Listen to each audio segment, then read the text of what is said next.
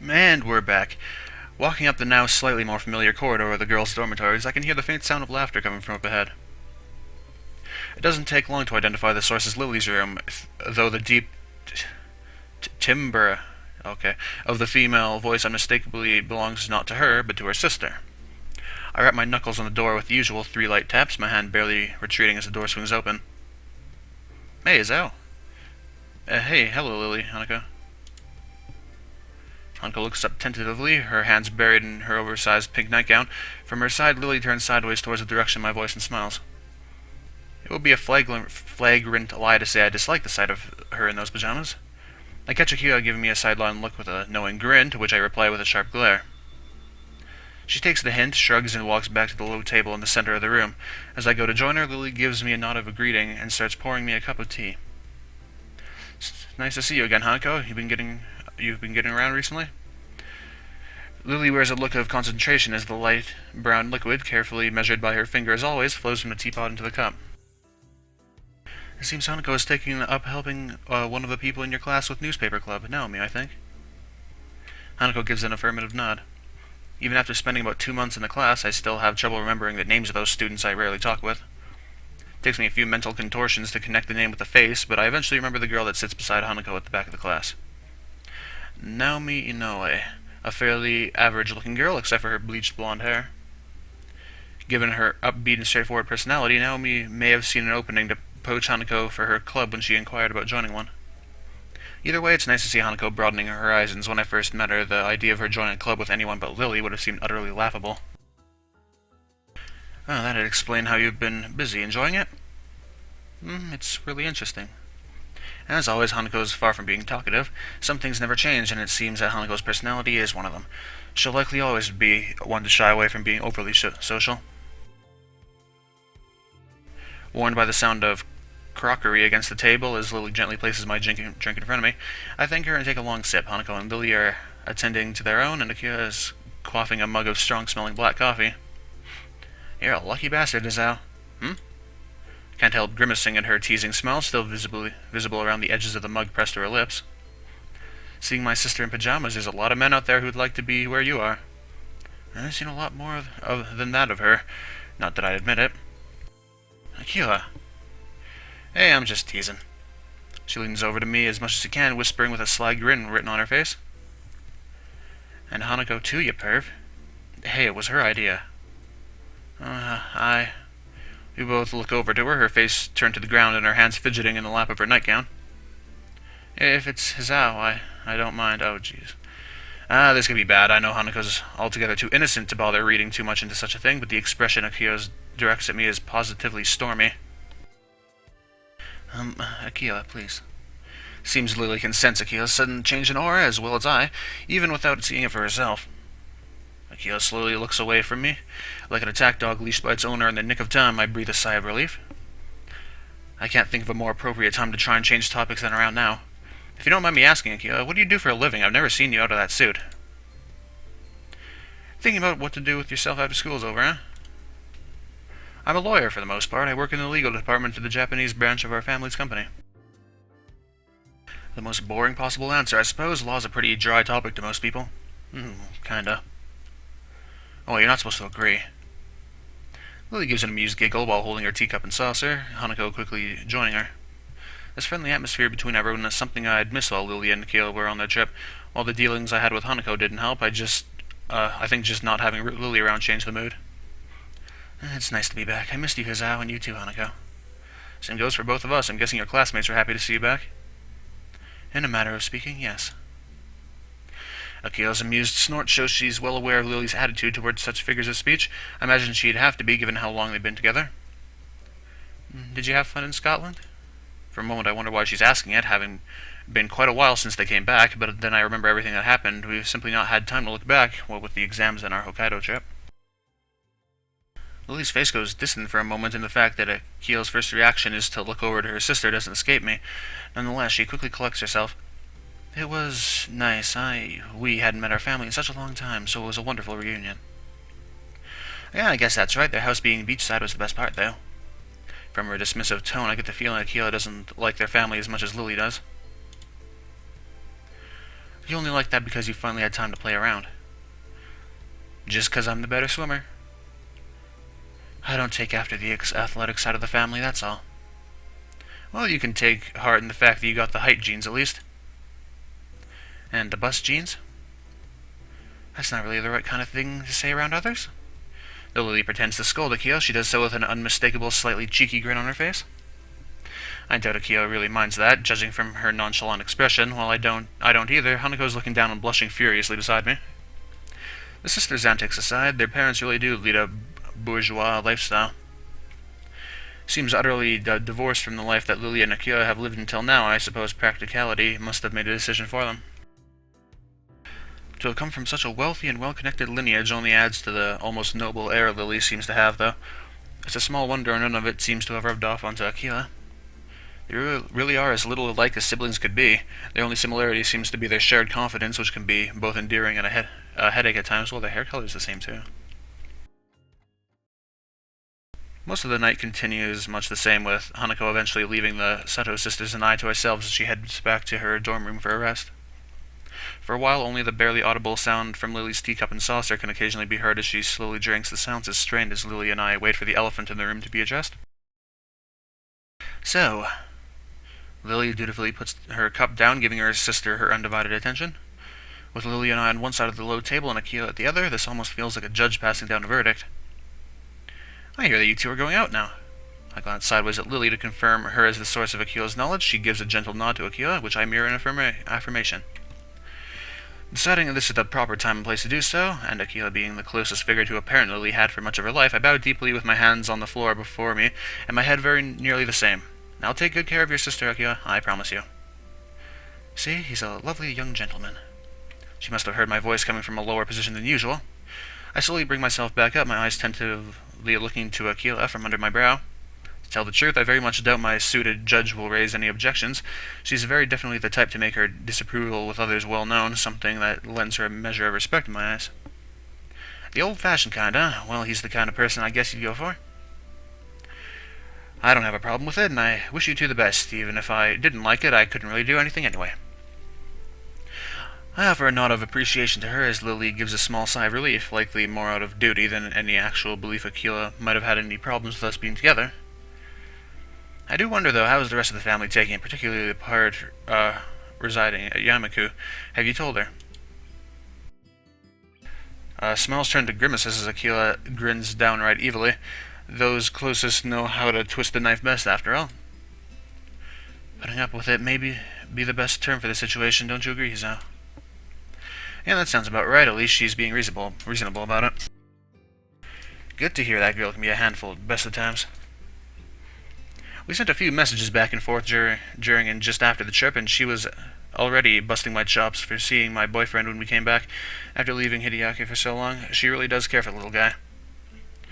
I cast my mind back to Shizune's odd reaction after telling her about our relationship, but decide not to bring it up. It's no doubt simply born of their mutual antipathy, and Akio's comments only back that up. Well, then that's settled. Gotta get back to work. Gotta get to work early tomorrow, so I'd better be off. She rises from the table with a grunt, her hand on her knee to push herself up. I just notice Akio's eyes lingering on Lily for a couple of seconds before turning away as she begins to take her leave. After she walks out the door, she stops and looks thoughtfully before turning to us one last time. Oh yeah, I almost forgot to tell you. Use protection every time. I gag violently on the tea in my mouth. Contrary to my own, Lily's composure holds perfectly as she seems entirely unfazed. I'm kind of impressed. We are, don't worry. Atta girl, see yas. And with that, she turns and strides out of the door, a hand held high as she disappears into the darkened hallway, closing the door behind her. The most reaction I can muster is flopping forwards onto the table, completely drained of energy and truly exhausted by her. Lily's ability to hold her own against that suited devil is something I admire. She really is incredibly blunt. I don't think I'll ever be able to keep up with your sister's energy. As I feel Lily's soft hand come to rest on my own, I roll my head to the side to see her gently smiling. For a long time we simply sit beside each other silently. Given her unquestionably unusual height, she is pretty much exactly as tall as I am, probably a couple of centimeters higher, if anything. Like this, she appears even taller. The feeling of her pale, soft hand against mine is a pleasant one, as is the sight of the thin silken pajamas she wears, showing her curves and collarbone. You do get on well Well, though, even if you do say that. I guess, you two are a lot more alike than I first thought when I met you. And it's a good thing I quickly stopped you from going after her, isn't it? Though she jokes about it, my assessment of my inability to keep up with Akila, either physically or mentally, was quite in earnest. Lily's slow-paced and ladylike, almost motherly, nature is perhaps the single thing that helped me most my first weeks at Yamaku. Come to think of it. Wait, since when were we using protection? As I give a curious look to my side, Lily's cheeks puff out as she huffs at me. Unlike you, I remembered the packet is in the cupboard next to the sink. So I'm not the only one of us that takes a pill. In hindsight, I feel rather thoughtless for not remembering at all and leaving it to Lily. Looking over to the cupboard she mentions, I noticed again the knee-high piles of books around us that were here the other times I'd visited. For the most part, they're lined up against the wall to give a little more room around the table. Why don't you get a bookshelf for your books? It's odd to see the books just piled around, especially given that your room looks so neat and orderly otherwise. They're easier to find this way. I know exactly which pile each book is in. Wouldn't you still know that after putting each set on a different shelf? That may be, but... So she's not immune to bouts of laziness after all. You have so many of them, it's kind of a shame we can't share our book sets despite both of us reading so much. She gives a short giggle. Come to think of it, why do you order your books through Yuko? I imagine there'd be plenty of sites that you could order books in Braille from, especially in English Braille. There are a lot of text-to-speech programs, too. She turns her head slightly away from me, which strikes me as somewhat surprising. I'm just not all that good with computers. I'm alright with typewriters and braillers, but that's about it. Her tone almost makes me chuckle. She's a prideful person, so admitting something like that must be difficult. So, Lily's the low-tech kind of person, given her old-fashioned personality. It's not really a stunning surprise. I wouldn't worry about it. A lot of people aren't really that good with them, so it's not that unusual. Why aren't you surprised that she knows how to use a typewriter well? Like, who at, like, this age is like, yeah, man, I know how to use a typewriter really well. That unusual? Now she's even more depressed. It seems like I'm twisting the knife rather than healing her wounds. With a bit of squirming, I shuffle my way closer to her, tentatively putting one hand around her waist to hug her. I'm still not really used to this kind of physical affection, but Lily seems to like it.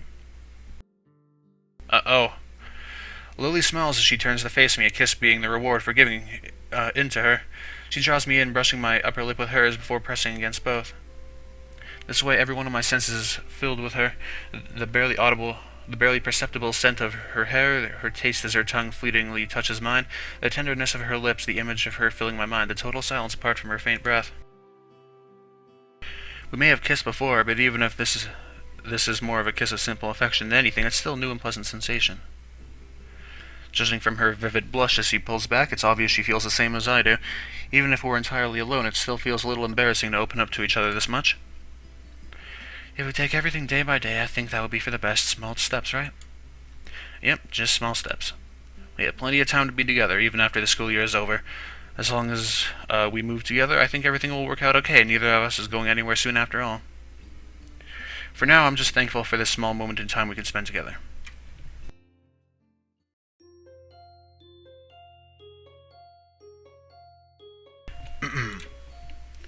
I stand unmoving in front of the door to the nurse's office for what feels like at least a dozen minutes or so.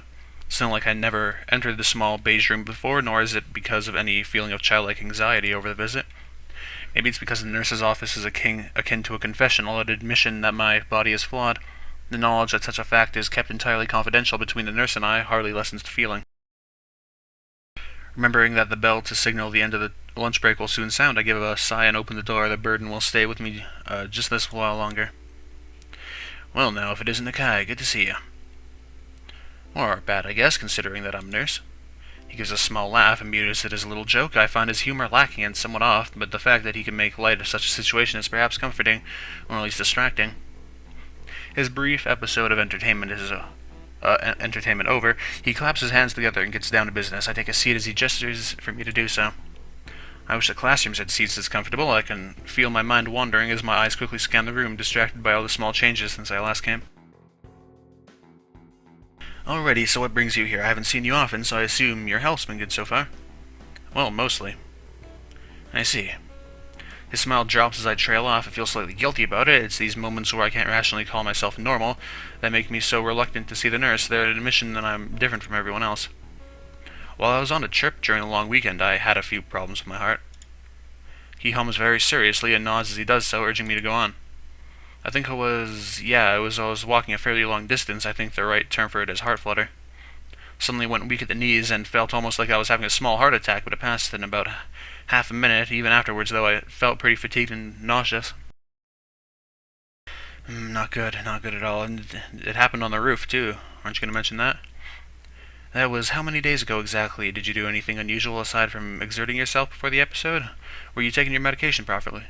The nurse switches from awkward jokes to serious health professional mode, rattling off questions, taking notes, and calling up stuff on his computer. I tell him about forgetting to take my pills that morning and the preceding evening. It was a stupid thing to do, but I can't change anything about it now except to answer honestly and bite the bullet. His seriousness evolves into a frown, and the talk evolves into an instant checkup. I finish buttoning up my shirt again and get motion to take a seat in front of the nurse. Is this the first heart problem you've had since coming to Yamaku? I've had short pains in my chest before, just a couple of times, but they were more discomfort than anything like this. He leans back in his chair, briefly resembling a white-coated poirot. What the heck is that? As he mulls over the mysterious case of the heart flutter. Moving his lips from side to side to show he's thinking, his non-existent mustache wiggling, he eventually comes to a conclusion. Well, you survived, that's always on the plus side. I blink at this one and notice the nurse wearing his got-ya face. It's actually somewhat reassuring. I don't think he would crack jokes if things were really serious, so I keep silent and take my lumps. I'll have a talk with your doctor, but right now I suspect it's simply due to physical exertion. Have you been keeping up with regular light exercise like I directed you to? I make sure to walk a reasonable amount every day. It's usually enough to work up a bit of a sweat, but then again I'm not really as fit as I used to be. Well, that should be enough then. The main thing to keep in mind is to do regular low-stress exercise, not short bursts of sprinting and stuff. I understand since leaving the hospital I've been a lot more focused on my studies, partially to take my mind off not being able to do more physical things. Well, it's good to hear you're coping well. Sudden lifestyle changes can be hard at the best of times, so I'm pleased to hear that you sound like you have everything in order. Almost everything, that is. Nevertheless, I want to keep a close eye on you for a while, just for observation's sake, just to make sure things aren't going downhill, you understand? That's something I really didn't want to hear. Since coming to Yamaku, all I've wanted to do is live as normal a life as possible. Observation was one of those words I came to hate most during my hospital stay. For so long I felt as if I could have just walked straight out of the hospital doors if not for that observation the doctors wanted so dearly. Sure, should I come in more often? He checks the calendar next to his computer, which seems to inflict on him a nasty case of furrowed brow. He spins back towards me after that. The summer holidays are a bit of a pain, considering the timing. I'll check with your doctor to try and get a better handle on the situation and see how he wants to proceed, but I think you should just take things slowly and carefully for now. What you're describing doesn't immediately sound like a recurring event, but it won't hurt to slow down a bit for a while just to make sure. What should I do for today? He looks over my shoulder at a clock hanging over the door. I'd never have noticed it if I hadn't followed his gaze. It's nearly time for school to be over, so you may as well just leave early. He gives me a sly wink, making sure that I understand he's doing me a favor. Well, nurse's orders, thanks. That's what I'm here for, after all.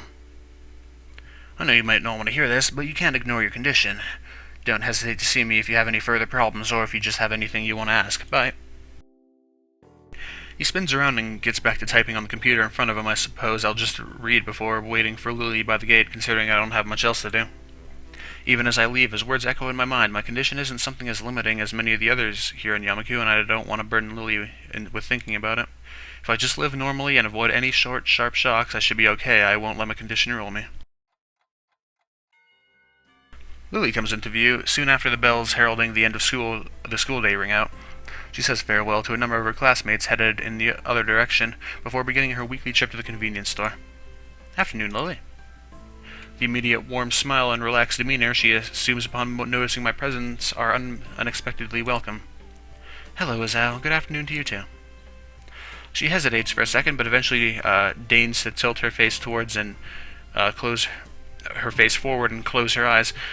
My lips meet hers with a measure of slight trepidation before we move off hand in hand. The fact that we're so close in height is somewhat useful at times, there being no need for either of us to turn our head upwards nor downwards in order to meet the others. It doesn't take much time to leave the noise of the other students far behind us, the tapping of Lily's cane in front of her free hand the only sound to be heard. Silence, blissful silence is all that greets us while we slowly walk into the setting sun's light. I think I'm coming to really like this town. The huge green hilly expanse, the trees everywhere, the somewhat rustic little buildings. So, you've come to appreciate the tranquility of it as well. I think so. I came from the metropolitan city near Tokyo, so the quiet of this town really alienated me when I first arrived. After a while, it became really nice, though. I think I prefer it to the hustle and bustle of my home city now. While I prefer the quiet of such a rural town even when I first arrived, I suppose I had the advantage of growing up in this quiet area before I came. Hanako said the surroundings are very pretty, too. Lily may say such a thing quite easily, but each time she mentions how others describe sights around her as beautiful or pretty, I feel a little put off. I notice her expression becoming one of anticipation for some question or another. She always had a good sense for when somebody's not saying something that's on their mind, so I may as well speak up. I was kind of wondering how to put this. Do you ever regret that you can't see what things look like for yourself? It's just something I've been thinking about. She thinks carefully for a time. Do you ever regret that you can't hear people whispering on the other side of a room? I can only speak for myself, but the fact that I can't see is the only way I've experienced life. Just as I cannot do something you can't do something that I'm capable of. The fact that the world is made for those who are sighted can be a pain sometimes, but there are many, many people who suffer much more than I because of the way the world is. That does make sense, but still, it just feels kind of bad to describe something that you can't experience to you. She tilts her head quizzically, as if I just said something that makes very little sense at all. Oh, but I can experience it. You just said yourself that you like this area because of the way the surroundings are. I like this area for the very same reason. Thanks to the fact that this is a small rustic town surrounded by trees, it gives some peace and quiet, away from the din at school and the bustle, and not to mention the smells of the city. I suppose it would be much like the home she shared with Akia as well. Her outlook on it seems pretty sensible, and I'm not surprised that she's got a much better handle on her particular condition than I do on mine. Just like how her coming from a location somewhat familiar to Yamaku's surroundings let her become more acclimatized in a shorter time, being born blind affected her stance by her own admission. I should stop being so annoyed with myself over it, but I can't shake the feeling that I've depended on Lily far too much given the circumstances that most have had to deal with in Yamaku. Oh, that makes a lot of sense. You're pretty good at explaining, as always. Come to think of it, where's Hanako anyway? She was with us for lunch. It seems she's busy with studying. The exams are far from over, and she said she wants to do better this year than the last. Oh, well, I admire her work ethic. She's really been trying to give us a lot of room alone recently. She's that kind of person. I think the kind that puts others' needs above her own at every chance. She's a sweet girl, even though so much has hurt her in the past. I don't know. I feel like it's only now, when she's less close to me than ever, that she's truly finding herself. It was thanks to you that she began to become more confident, after all, not me. I take my hand from hers and gently place it on her head. The important thing is that you were there for her. I can't even imagine what she'd be like without having found someone like you. That much became obvious while you were in Scotland. We're all still friends, so we just gotta have faith in her. I think she'll become a good person, and that much is thanks to you being there for her when she most needed it, just as you were there for me. It makes me feel a bit childish when you sound so wise. Well, I try. Are you doing anything on the weekend by any chance? Nothing that comes to mind. Why? Then how about a date on Sunday? It'd be something to do besides exam preparation. Countering my rapidly beating heart, she simply smiles and nods. That would be lovely. Where would you like to go? Her face suddenly changes to one of disapproval. You can't do that, Hisao. That's cheating. Do what? You have to decide where to go. A gentleman should never ask a lady where to have a date. Oh. Her smile quickly comes back, assuring me she's far from serious. Don't worry about it. I'll think about where we could go. I'll leave it to you then. I promise to decide on the next date, though. With our plans for the weekend made, the rest of the walk down the hill continues in silence. The prospect of that lasting for any length of time, however, is shattered as I catch sight of a familiar figure waiting for us, her hand held high. Yo. Thank you. Please come again. The change in temperature as I step outside from the convenience store sends a chill up my spine. It feels like summer is starting to wind down. Looking to my side, the same feeling seems to affect Lily as well, though unlike me, she doesn't manage to hide the fact. Something I didn't realize at first was how physically delicate she is, even compared to the likes of Hanako. If I had to describe her, I'd have to say she reminds me of a China doll.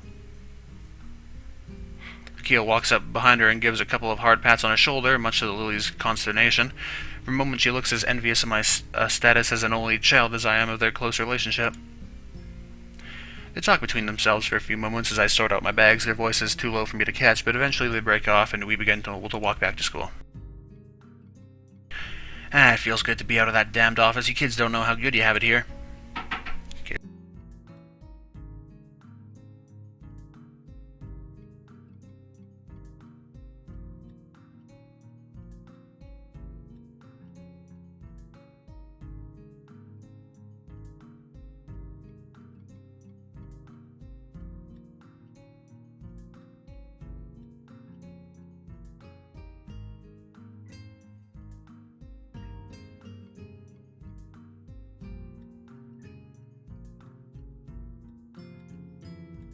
Ugh. Damn family. Coming in all the time. Okay, kids. You too, then. Kids grow up so fast nowadays. You're not old enough to say that. I don't know, being around Hideaki makes me feel damn old. He's so, precocious. He reminds me of you when you were younger. He's a nice boy. It'll be a shame if Shizune comes to have too much of an influence on him. Akio gives an amused snort at her sister's antipathy. She really doesn't seem to regard it as anything to make a serious fuss about, treating it more like a childhood spat. She looks over to me, apparently only just remembering that I'm here, and gives a small grin as she reaches towards her back pocket. What is it? Just a sec, let me dig it out. After quite some difficulty, she manages to retrieve her black leather wallet from her back pocket, quickly fishing out what looks to be a folded square of paper. With Lily all but unaware of what's happening, Akio unfolds the scrap and hands it to me. An old photo of what looks like to be a younger Lily and Shizune operating a noodle stall with some other girl in the background. She looks vaguely familiar, but I can't quite pinpoint why. What is it, Akio? I think you know. Lily mulls over this for a few moments before realization dawns on her. Akio, you really needn't. It's fine, isn't it? Besides, it's like the only photo I have of you two since you entered Yamaku, where you're not at each other's throats. I look back down at the photo in my hand. It does seem strange to see Lily and Shizune working together so diligently without any sort of animosity. If the photos of them during Yamaku's festival, that means it must have been taken 1 or 2 years ago. In other words, the time when they were both in the student council together. Who's the girl in the back? She looks kind of familiar. I knew you wouldn't recognize her. It's Misha before she went and dyed her hair pink. Oh, that's Misha? No way. It feels extremely strange to see Misha without her very distinctive hairstyle. Judging from Akio's tone, she doesn't take favorably to Misha's idea of fashion.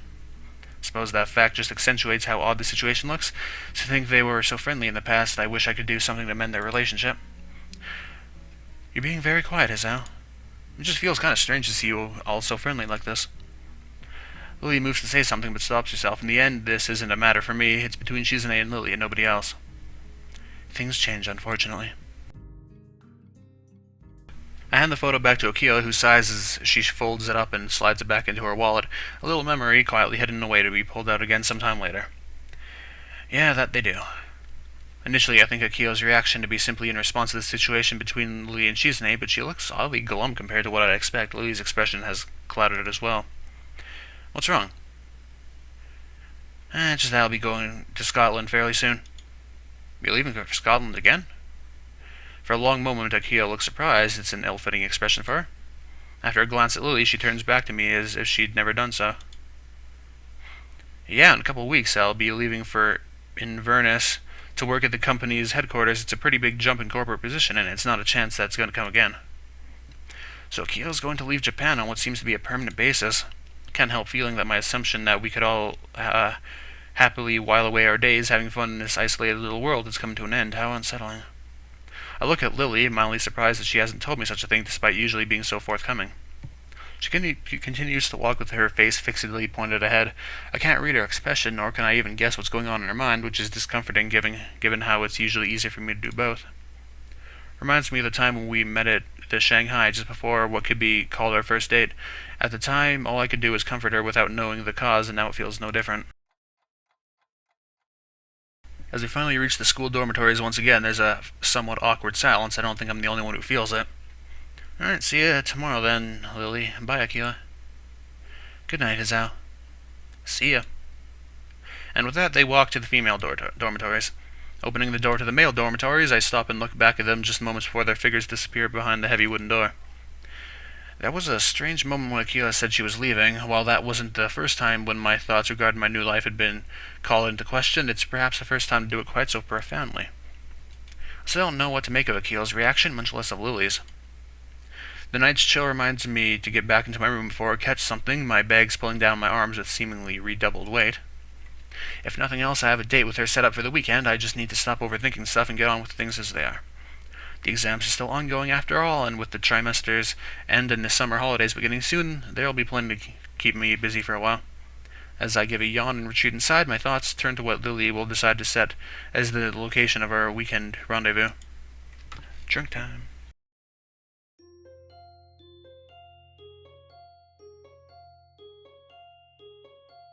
Alrighty. Oh, jeez.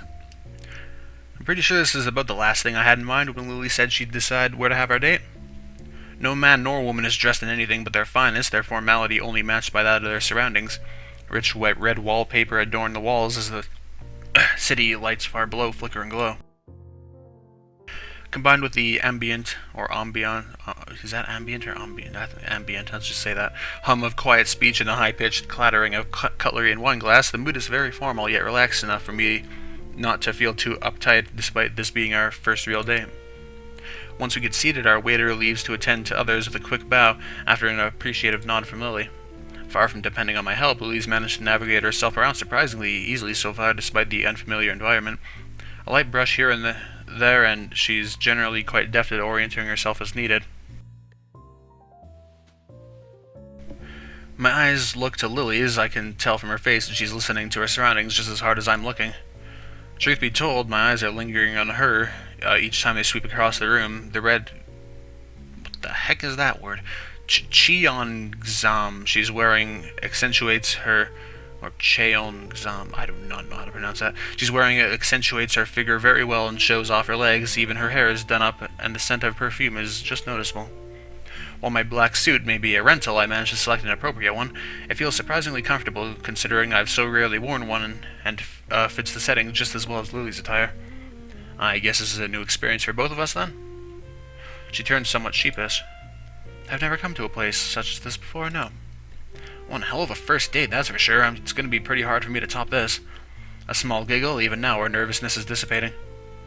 Her hand skates along the center of the table until it touches the menu, which she takes in both hands and brings to her face. Huzzah? As she lowers the beige laminated sheet just below her eyes, I can see another sheepish look. I doubt asking the waiter for a menu in Braille would be productive. I can read it out for you, no problem. I take mine and give it a quick read, my small grin faltering. I just want to look at that picture again, it's really nice. Perhaps there is. Well, what's wrong? There are quite a few items on here, and I'm not completely sure how to pronounce a couple of them. One fine cuisine after another is listed, most may be in Japanese, but a few are in English and French. I guess it's to be expected, but I have no idea what's in some of these. Oh, this one I recognize. Wait, hang on. You can cook that? A small giggle of amusement comes from behind the paper sheet. Well, I could read them all out, but it'd take a few hours.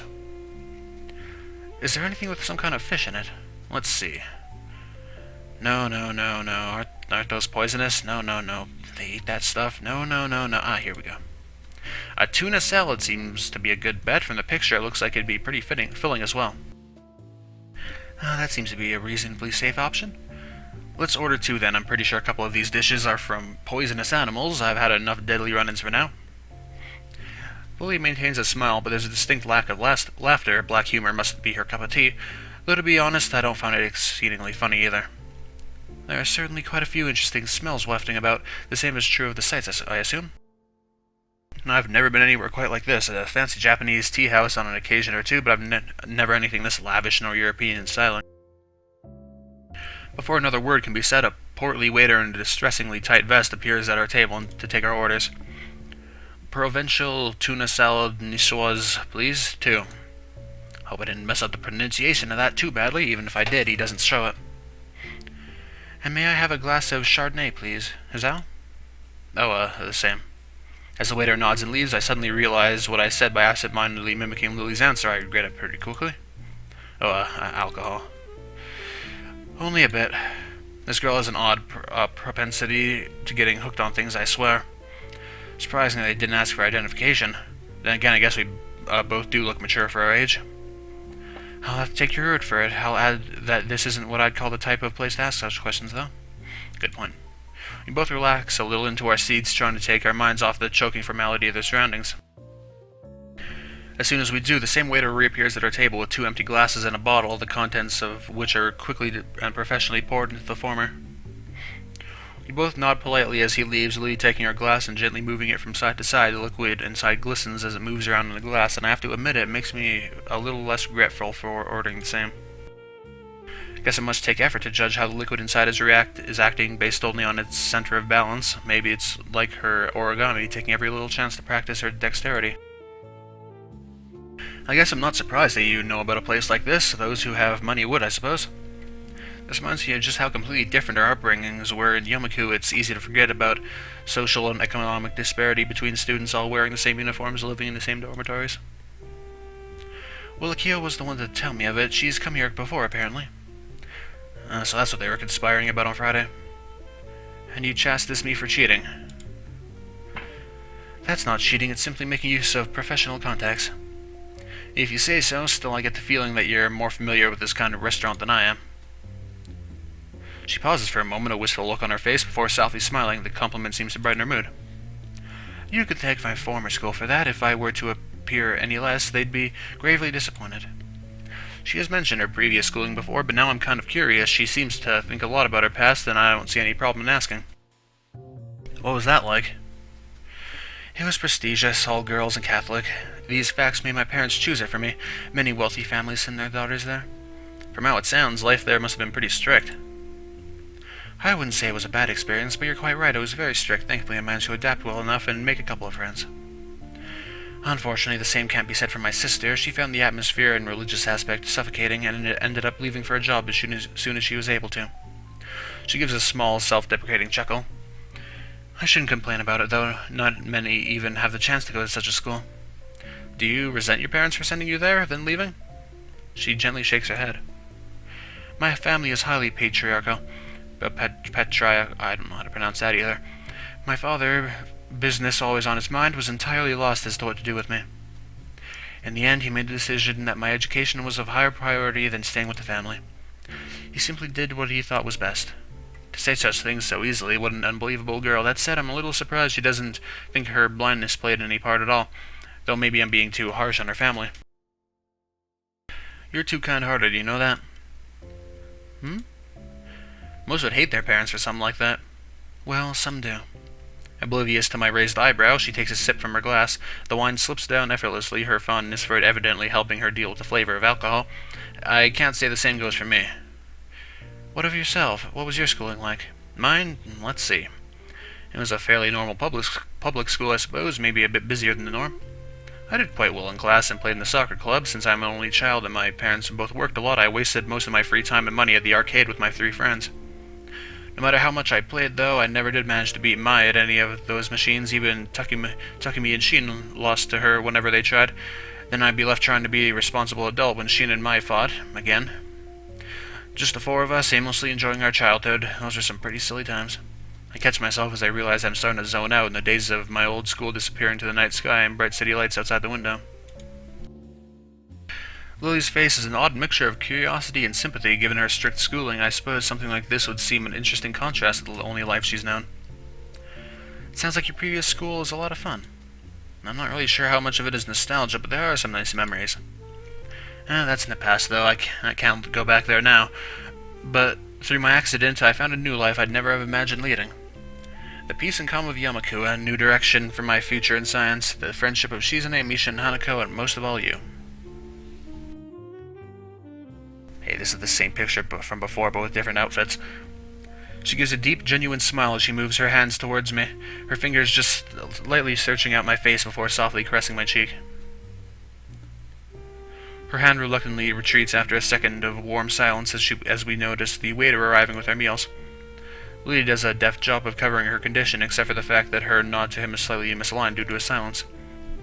Shirley seems to work hard at appearing as normal as possible in public. While I noticed it long ago, I still can't quite gauge whether it's a want to not be treated differently, a slight sense of vanity, or a mixture of both. The dish served line lives up to the salad name, and the portions pleasantly large, with sliced eggs and tomato. It looks very enticing indeed. Lily takes her knife in one hand and fork in the other, quickly getting to work on the dish as I do. It's later than when we usually have dinner, so we're both eager to dig in. My cautious skewering of leaves and vaguely meat-like squares, my fork is matched by Lily's silent and measured prodding and chewing. An occasional tap around the sides of a piece of the food to work out its edges is the only giveaway to her lack of sight. I'm done with my meal in little time, Lily taking the last few bites as I sit observing her. Finished, Al? Yeah, it was pretty nice. That much is very true. I never thought a simple salad could be so tasty and filling, but then again, I suppose that's what costs so much to eat here. Content with my appraisal and evidently agreeing, Lily gives a small nod. You know, given that you're part 4 and exotic-looking and quite pretty, I'm surprised that nobody's ever confessed to you before. Oh, you're assuming nobody did. The simple statement takes me off guard. I shouldn't be surprised, given that I was complimenting her just moments before. Really? I received several confessions, both in this school and my previous one. Adolescence is a funny time. She's kind of talking as if she's above it herself. How easily you say such a thing. Lily looks surprised for a moment before a playful smirk covers her face. Is that jealousy? What? No, it isn't. You're a bad liar, Zhao. You should take that into account. Then again, I do appreciate how sincere you are, even if you don't intend to be sometimes. I think your honesty will always serve you well when dealing with others. I clear my throat in mock disapproval of this whole business and try and steer the conversation elsewhere. To tell the truth, though, I do prefer solitude to being surrounded by others. I don't think I could maintain a social circle like you do. She contemplates this for a moment. I don't think that's true either. I've seen how gentle and caring you are around Hanako, and you get on marvelously well with others, even those whom you hardly know. I think you're quite adept at social situations. But on that note, what of your confessions, Hazao? I'm sure someone like you must have had at least one admirer. As I open my mouth to speak, I can feel my face turn slightly dour. At times like this, I secretly appreciate the fact that she can't see my expressions. Just one. Her name was Ionaka. It was when she confessed to me that I had my heart attack there in the woods during winter. Lily finds herself speechless, not expecting for the topic to move into such an area. My condition has always been something of a concern for her, something that I strive to minimize despite my body's best efforts to the contrary. Afterwards, she visited me for a while when I was in the hospital. For weeks she came in and talked. It was usually just small talk or classroom gossip, but that was enough. But eventually she just stopped coming. She was there every day, then every other day, then once a week, then finally, one day she just stopped visiting entirely. Did you ever see her again? Wrapped in my own little world, I shake my head before remembering the futility of the gesture. Oh dear. Create a new save state. I'm going to tell her about the letter. Be honest. The memory of that single letter Iwanaka sent me comes back to my mind. I never saw her again, but after I was sent to Yamaku, she wrote me one letter. Lily's face shows an expression I know well. I've piqued her interest. I'd be slightly offended that it's simply a matter of curiosity for her, but she's never been very good at masking her reactions. In hindsight, it really didn't say much. What was going on in my old class, how she was faring, and almost as an afterthought that it was probably best for both of us that we don't see each other again. After reading it, I ended up reassessing a lot of things I thought I'd managed to work out. For the most part, that letter reminded me that the world around me was still moving, and just how much I had become isolated from it. And I guess it also reminded me of what I'd lost. She gives the information some thought before her face lights up in realization. No doubt she's worked out that it was this letter which had contributed to my angst during that lunch on the rooftop. It's a rare sight to see Lily quite so lost for words. Her entire persona is a little deflated from her earlier rapt interest. As charismatic as she is, in the end, that isn't any replacement for life nor relationship experience. Perhaps it is better she sent it than not. How's that? It can be difficult to work out how best to communicate with those you haven't met in a long time, all the more so considering your separate situations. Instead of doing what was easiest, she built up the courage to talk to you one last time, not only for her sake, but from how it sounds, for yours as well. Maybe. I don't hate it for it, not that I really ever did, but I don't know. Probably a more non-committal answer than I should give, but it isn't without cause.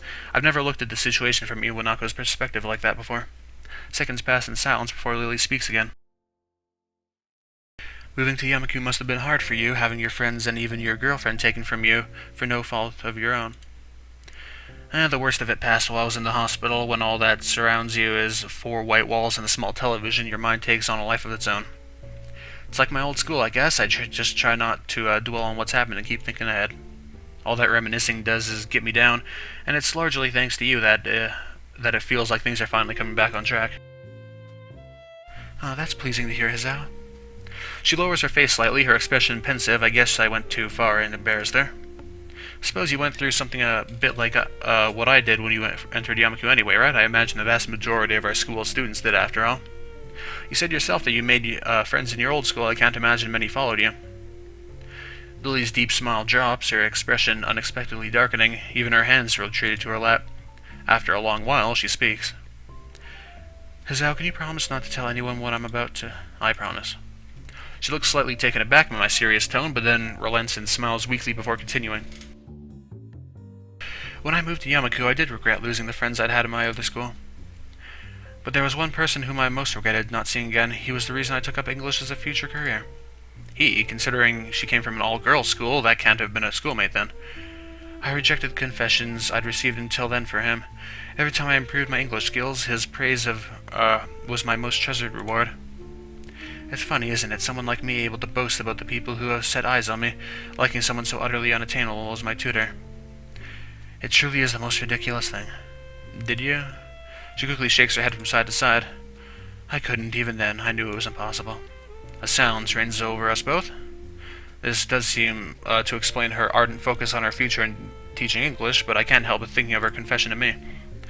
She lost him without ever letting her feelings be known. Did she somehow fear that would happen again, but with me? I don't really know what to make of it. I've heard of such relationships before, taboos born of such things as puberty and youth.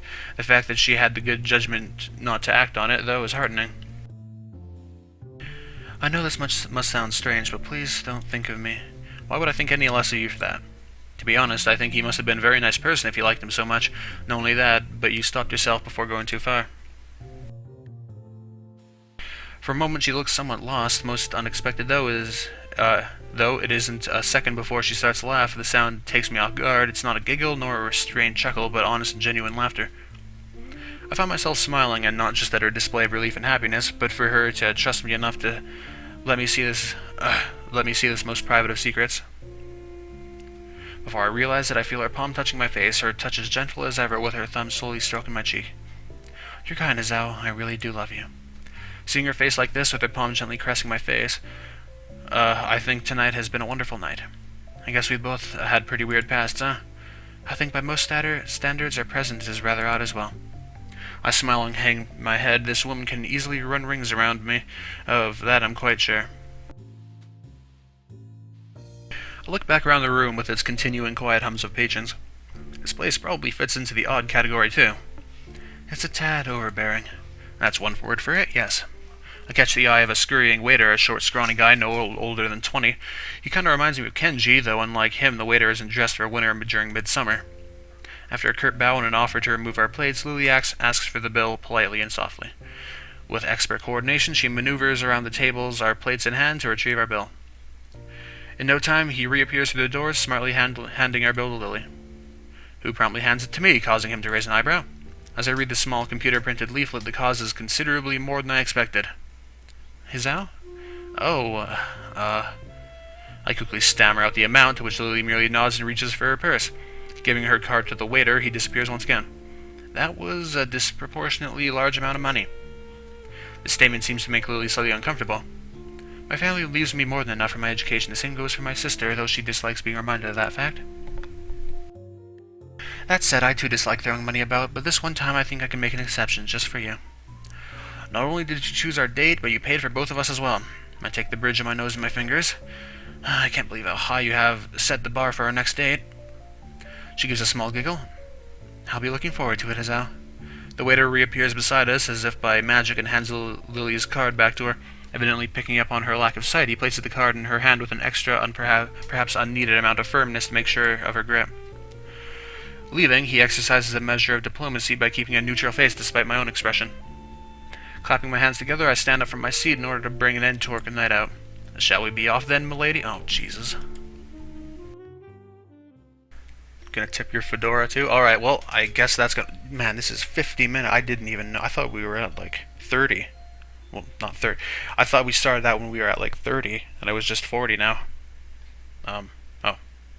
Alright, well, we'll see what's so startling next time. Thank you for watching, and goodbye. Oh, and sorry about that big gap in the middle of the video.